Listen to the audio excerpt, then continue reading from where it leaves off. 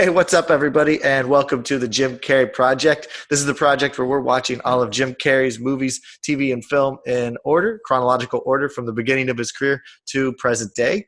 I'm your host, Brian Kondrach, and with me via Zoom or at a distance, as always, is Carrie Grant. And today we just finished watching Ace Ventura, When Nature Calls. They don't name it Ace Ventura 2. It's just Ace Ventura, When Nature Calls. But it is Ace Ventura 2. Yeah, we know exactly what it is. So let's go ahead and jump right into it. What'd you think?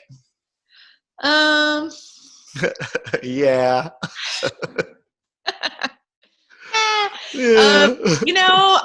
I remembered I liked it, but I was kind of bored. Yeah. What did you think? Yeah, I was right there with you. It's a fun, campy comedy movie, but definitely like one of the last notes that I made. It's an hour and 30-ish minutes, and it feels a lot longer than that. First and foremost, like it just drags in so many little tiny places that there's nothing going on. There's nothing of relevance. Like there's no moving of the plot. It's just kind of sitting there in a way that you're like, oh, I ate something bad, and it's like, is this over yet? Do I need to go to the bathroom, or is this just gonna pass? Like, which one is it gonna be? That is the funniest and weirdest analogy I have heard. Yeah. So it's weird. It's a fun movie. We're revisiting Ace Ventura, who, this is the begin. This was a character that put him on the map, put Jim Carrey on the map in like the beginning of 1994. Yeah. This is and it's just like one of the notes that I made is that it feels like it's such a caricature of the character that we all loved 2 years ago, not even 2 years ago. Just this is a year later from when it was originally from Ace Ventura. Yeah.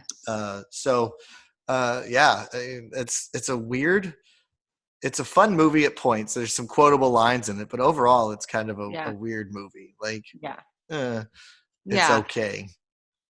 Yeah, yes, I agree on all those points. Like, it was fine. I think when it came out, people were still so into Ace Ventura. They still like really loved it, loved the character, loved the silliness of it, that they were super excited about it, wanted to go see it, still enjoyed it because you still get like that Jim Carrey, you still get Ace Ventura, you still get the silliness. Totally, like the plot line was quite different, so that was good, I think, in a lot of ways, because you don't want to do the same exact thing, but you still want to carry all that stuff with you. I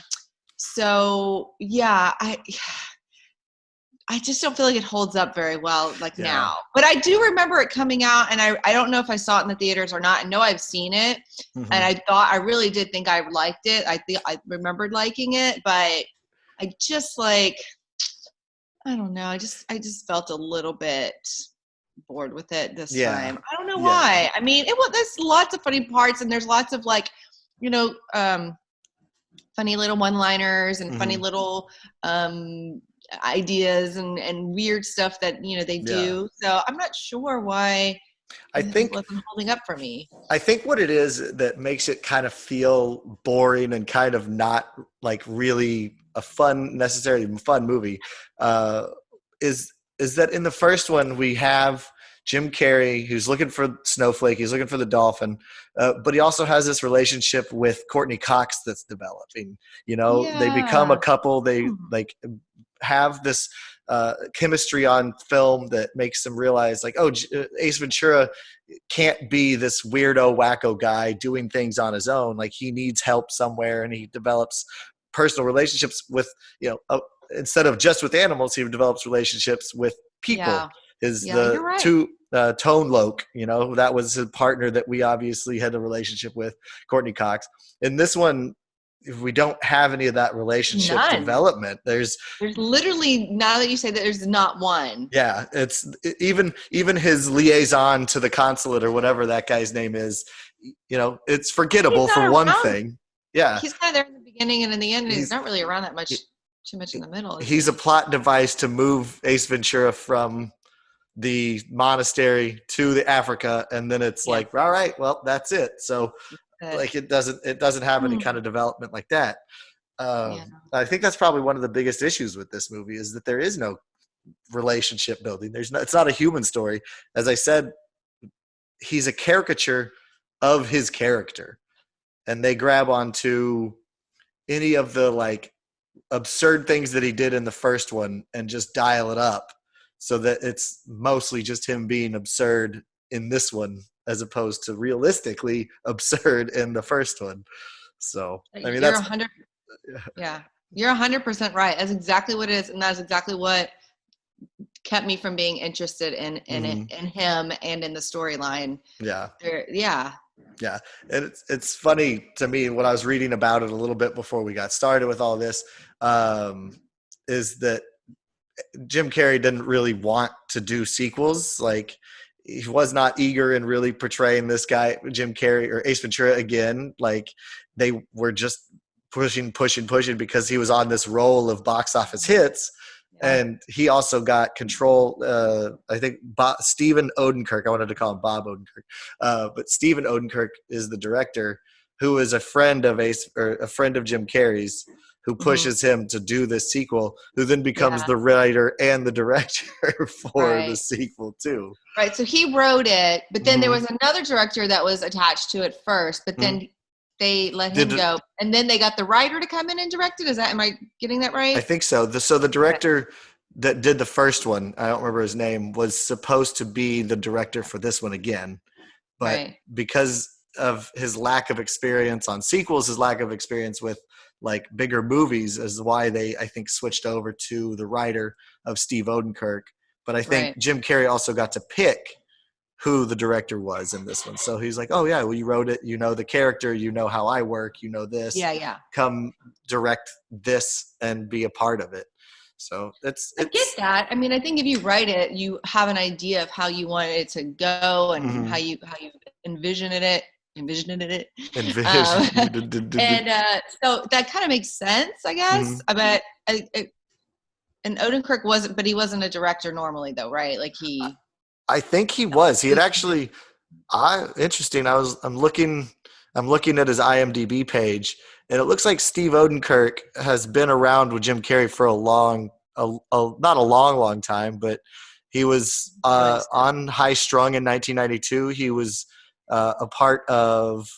He was a writer for that. He was a writer for In Living Color. He wrote Ace Ventura too. So they had a relationship. But more already. writing than directing, probably. That's what I'm seeing on the IMDb page right now. That makes sense. He only has 9 credits. 9 credits as a director, and Ace Ventura 2 is the second one. So it was a second movie, but also a sequel. So that's I did read a little bit about that, about how the first director, I guess, was also a fairly new director, but then the first Ace Ventura was a fairly new director too. I mean, that was the same. It was literally the same everybody guy. Was. Yeah. But I mean, it was saying how he was getting frustrated, like coming in and having to like reblock scenes and things like that he just wasn't, happy with him. And like, it's probably a pretty big project to get, to get to direct if you don't have a whole lot of experience. Yeah. And it's a lot of work. It's a whole lot of work, especially to have the weight of someone like Ace Ventura and again, the whole 1994 year on your shoulders. Like there's a lot. I mean, there's so many expectations. There. Yeah. There's so many expectations already. Cause it's not like it's the first time anyone's ever going to see it. And if it flops, like no one really will even know. People are waiting for it to come out. And so, there's a lot of pressure with that. Yeah, it's gotta be brutal. I can't even imagine like directing a high stakes sequel like this. I mean, I wouldn't say that there's any, you can't tell, but like, I wouldn't have noticed anything directing wise that I like was annoyed with, but like you said, I think it was the storyline of it that's could have been stronger. And then maybe the directing would have been, it's fine. It's just, it is what it is, like you get he wrote the script, so it's still his fault, but Yeah. You you can um, definitely tell that there are some callbacks to the Ace Ventura franchise in this one, in which I've been watching a lot of Better Call Saul, so I keep wanting to call him Bob Odenkirk, but Stephen yeah, Odenkirk, because he knows the character so much, definitely adds a lot of stuff that is connected to Ace Ventura, the yeah. first one, but like it's not effective. It's so sad. Yeah. Yeah, I mean, it's solid in that respect that they're Mm-hmm. like I felt like he was still the same character. He Mm-hmm. was, you know, annoying and kind of not cruel, but like mischievous, like I'd call him. Yeah. With the whole like, I mean, I kind of find that those parts funny in kind of a way that I wish I could do that kind of stuff sometimes too, like the spitball on the guy, Yeah. and even just like sneezing on the like on the on the On the tribes indigenous people. people right during that part, They and don't know what disease is. Oh, yeah. gross.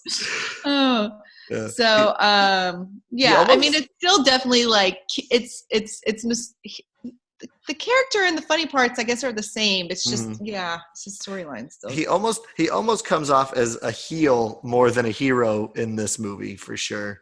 Like he's a little aggressive towards people in the fancy party. He's a little aggressive towards the tribes people. He's aggressive towards the other tribe. He's aggressive like Ace Ventura. I don't think Ace Ventura was this aggressive in the first one.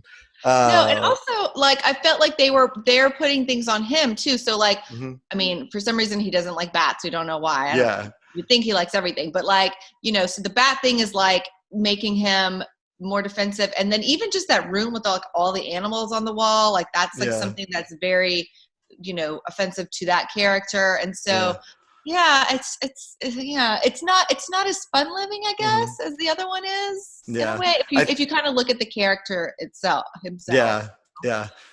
He's not much of a detective in this one. That's the other thing. It's like No, clues don't come very easily, and he doesn't solve the case very easily. He had it almost figured out at the very beginning of the movie, but it was just like just a step off. I yeah, don't you're know. right. Like the first plot line was a little more. There was more steps to get Hmm.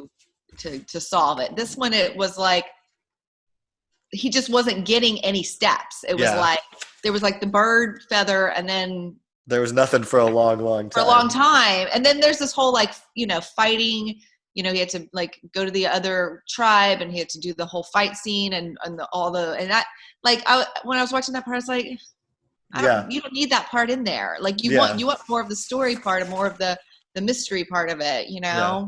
Yeah, I like his best detective work is the whole rhinoceros scene where he's got the I'm a master of disguise, and then he's just him being in nature with Yeah. animals, which is Yeah. funny. I, It's a great idea. It's like, oh, look at how absurd that is.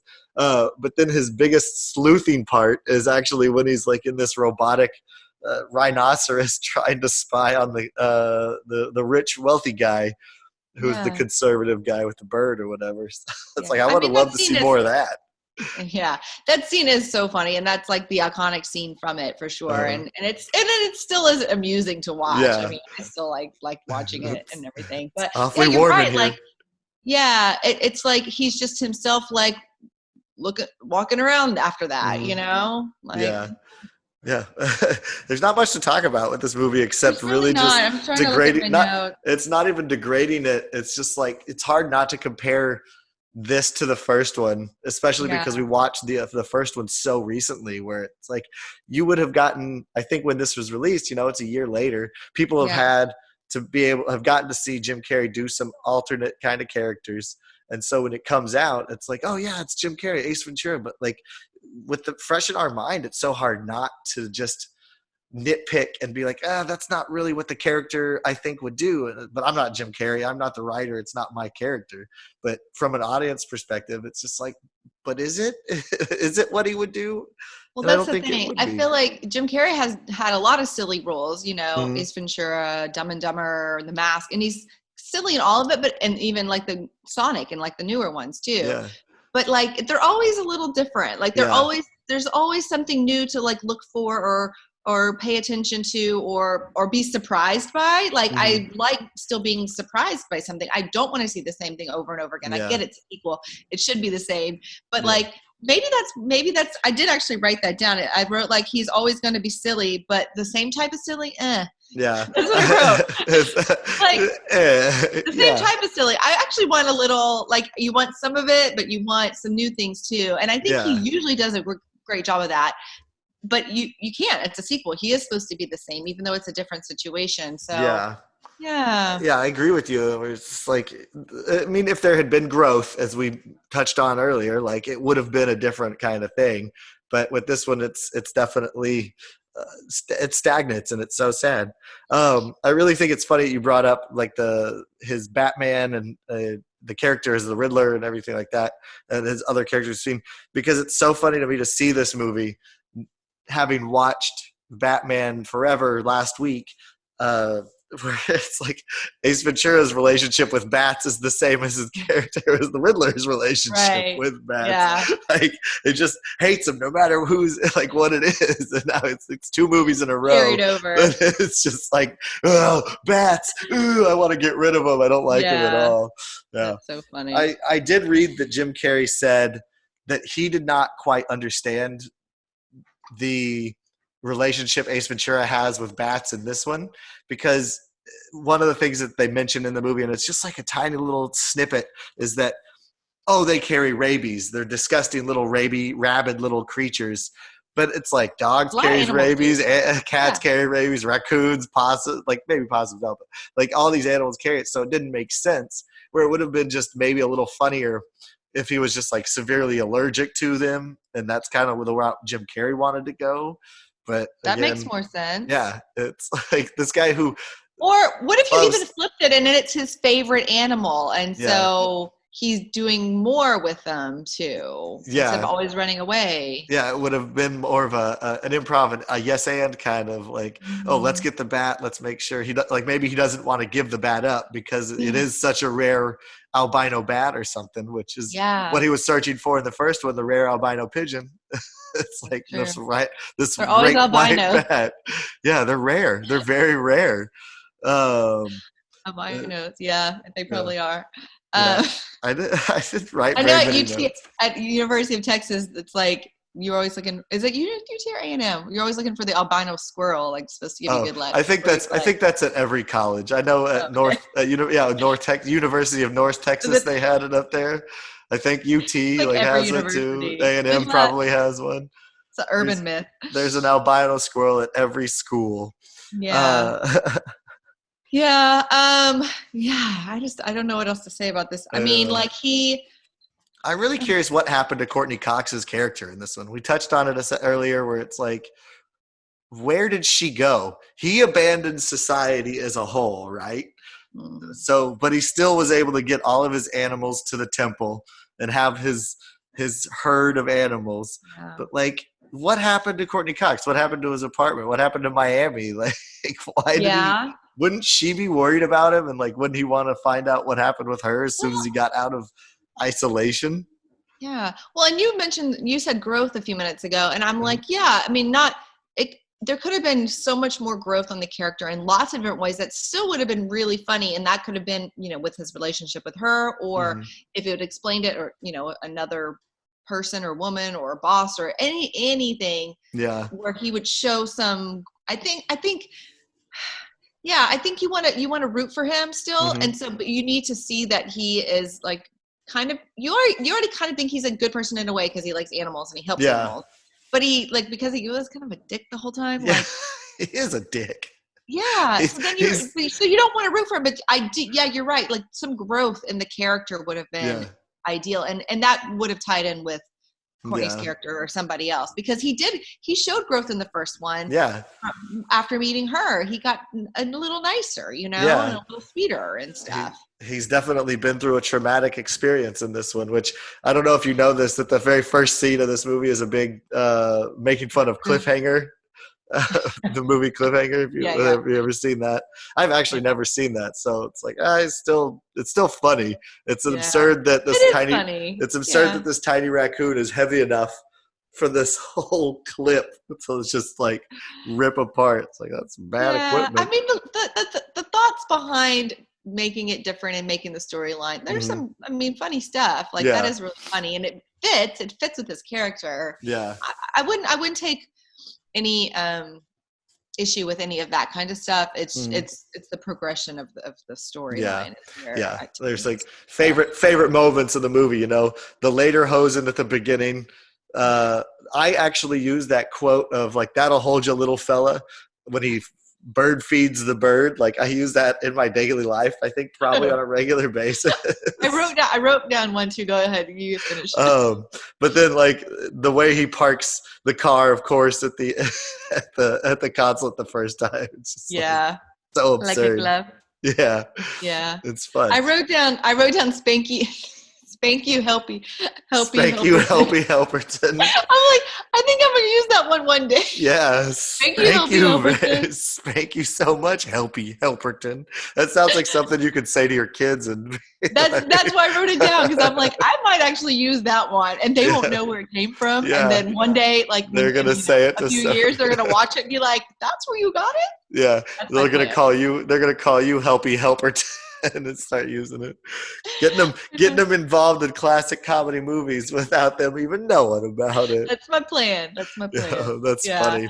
I know, and I never do like quotes and stuff from movies, but I just thought that one was kind of funny. It's a good one. Yeah, I mean, there's definitely some really good parts in here, and funny lines and stuff too. Yeah. One part I wrote down really early on, I did like when he was doing when he sat in front of the they were doing the slideshow, and he sat in his head. I mean, which is kind of funny because people do that and it's silly. But like, I just didn't like how he did the gun in the mouth thing. I was like, oh yeah, it's just silly. Why do you? To me, I guess it's a joke. I mean, it is a joke. But it's like somebody shoot me. Look at me being embarrassed. I don't know. I just didn't like that part. But like the rest of that scene was actually really funny too, with him like doing the puppets and all that kind of stuff. And it's funny that with the technology of the, and I always, for some reason, I always get stuck on technology, but like the technology of the projector screen translates very well to like the technology of all the Zoom meetings and stuff that we've been doing, where it's like the one person doesn't know how to use it is always like way up in it. It's like, oops, sorry, didn't realize what was happening with it. One thing that I had that moment, by the way, this morning with my kids' Zoom meeting too. Oh no, it's just like the camera's right there. Yeah, one of my kids had put this horrible, like a picture of them like swirled together, like as the background, and then my other son got on it, and I couldn't get it off. Oh my god! It took me a while to figure out how to get that thing off, and I was like apologizing to his teacher. I'm like, I'm sorry, I'm working on it. That's so funny. Oh my god, technology is such a pain. One thing that I wanted to bring up is we knew that Stephen Odenkirk is in Living Color. One of the things that I didn't realize it until recently is the guy who plays the little tiny warrior dude is not Pete Davidson, but another. He looks familiar. I actually was going to look. It's Tommy Davidson, who was an in Living Color cast member for a couple of years too. Okay. So he looks familiar, and I kept thinking, I'm gonna look up that guy. I think he's an actor. Like he's a tiny little black guy that does a lot of real funny characters. He's been in a bunch of stuff, but definitely started, I think, on In Living Color with Jim Carrey as well. He was on Mad TV for a while as long. Okay. Martin. Yeah. He's done a bunch of stuff. TV shows especially, Plump Fiction, Booty Call, a bunch of dirty stuff, Bernie Mac show, mostly TV comedy stuff, which is funny, but it's great to see that they brought him in from In Living Color. I kind of almost expected to see a Wayans brother or something pop up in this movie, but it definitely did not. It's like, this is the end of In Living Color. This would be Jim Carrey's last season on Living Color. So it's like everybody he knew has gone by the wayside and started other projects at this point. Yeah.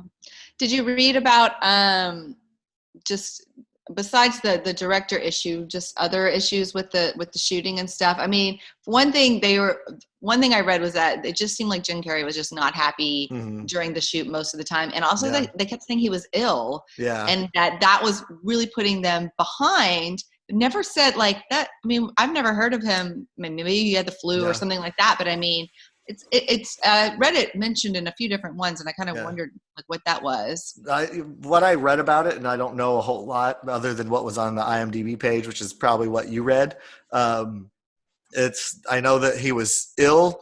I think we talked about it before that he was unhappy to be doing a sequel because he does not want to get stuck playing the same character that he was, started out with, which, I mean, they have a third movie of Ace Ventura where it's a kid and it's a prequel to Ace Ventura, but Jim Carrey's not in it. They wanted a sequel to The Mask. This is why he doesn't really do a whole lot of sequels. I mean, look how long it took to get a sequel to Dumb and Dumber.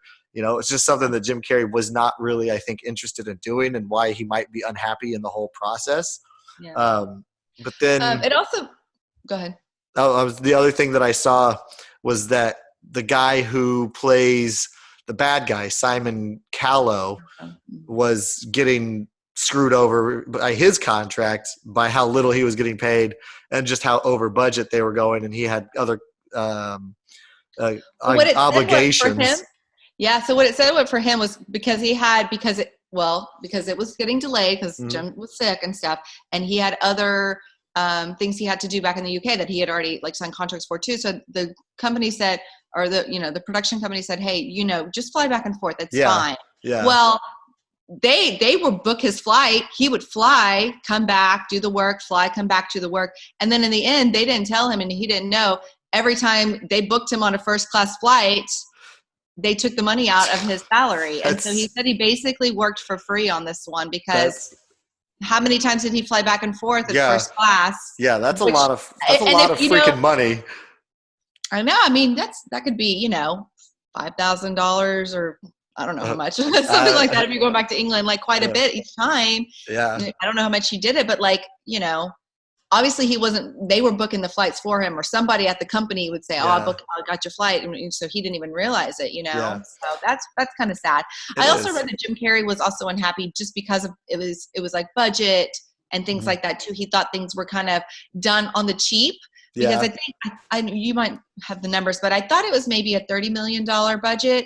Well, he got paid $15 million for this one. Yeah. He got paid. Like that's $15 million.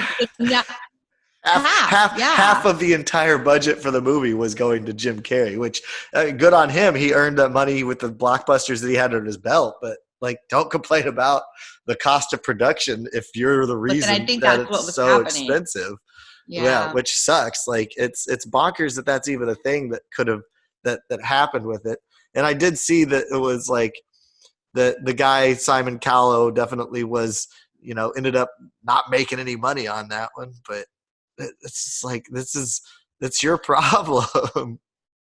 Yeah. I think they also like added some scenes that he had to go back and film too, and that they didn't pay them for that either because it was considered an act of God, and they considered Jim Carrey being sick an act of God. Yeah. So they didn't have to pay him for like extra scenes too. It was all kind of crappy, in a way, like I'd be like, y'all kind of screwed me, and like maybe I'll think next time about working with you guys, Especially with things like with Jim Carrey seemingly being so aware of what it's like to be paid poorly and work for nothing. You would think that at this point where he is becoming successful, that he would be like aware of those situations and like having Simon travel back and forth, like, that probably happened after the fact. Yeah.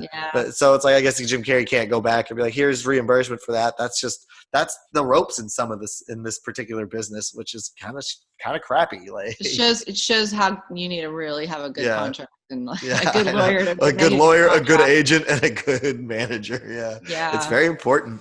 So we're getting up to 30 minutes or so right now. So let's talk about a little bit about ratings.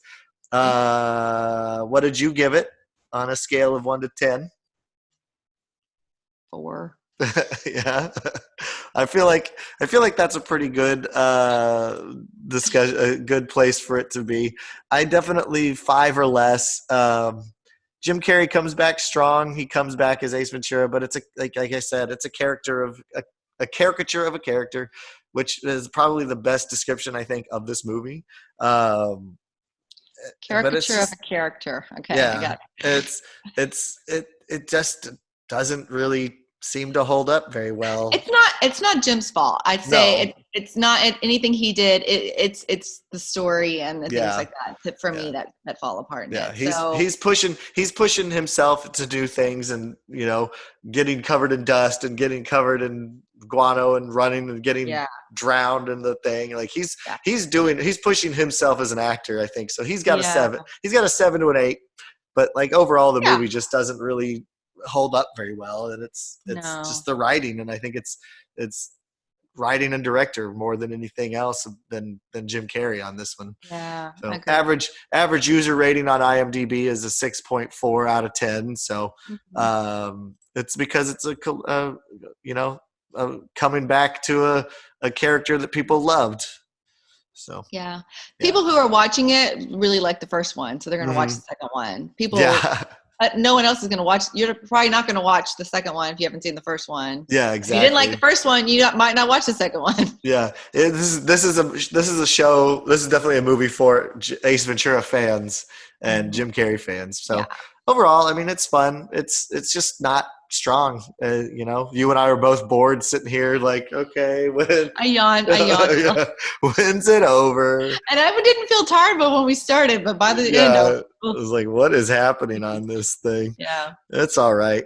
It was just it's part of the goods and the bads of having an actor that has done this many things. yeah. Jim Carrey seems to have a couple of these under his belt where it's kind of a cult classic. It doesn't really hit the market as well. Although this was made for $30 million, and it ended up having a box office of 212. So I mean, totally, it it's still did a hit. Yeah, it did well in the box yeah, office. It's yeah, just we just gave it $5 more for its total earnings. yeah. But it's just like I could have done without watching this a second or third time. I've seen it on TV I've and it's seen it a few. I edited. probably caught it on TV too. Mhm. I'm kind of.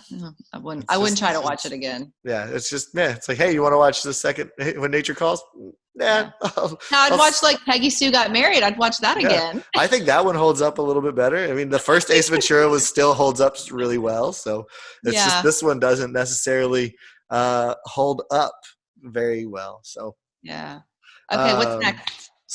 I think that's going to wrap it up for this. Next week, or next time, speaking of cult classics and movies that are a little weird, we're going to watch The Cable Guy, which is Jim Carrey and Matthew Broderick. And it's one of my favorite movies from early Jim Carrey. It's dark and it's like, it's got Is it this, funny? I've never seen it. it's a dark comedy. So it's funny. Okay. It's Yeah, supposed to be funny, but it's dark. Okay. yeah. It's just like it's like Fargo or something like that, where it's like a dark comedy. So it's fun, and Fun. it's very pertinent to what's happening in society right now with technology and like everyone being connected via the internet, and it was very much ahead of its time in 1995. But we'll get into that a little bit Cool. more next time. So Excited. it's very exciting. So thank you guys for watching and checking us out for Ace Ventura: When Nature Calls. I'm Brian Kondrach. And Cary Grant. Yeah. So check out all of our other videos. Like and subscribe wherever you get your videos or podcasts. Check us out in audio form. And then we will see you next time for the Jim Carrey Project. Bye. Bye. Bye. Bye.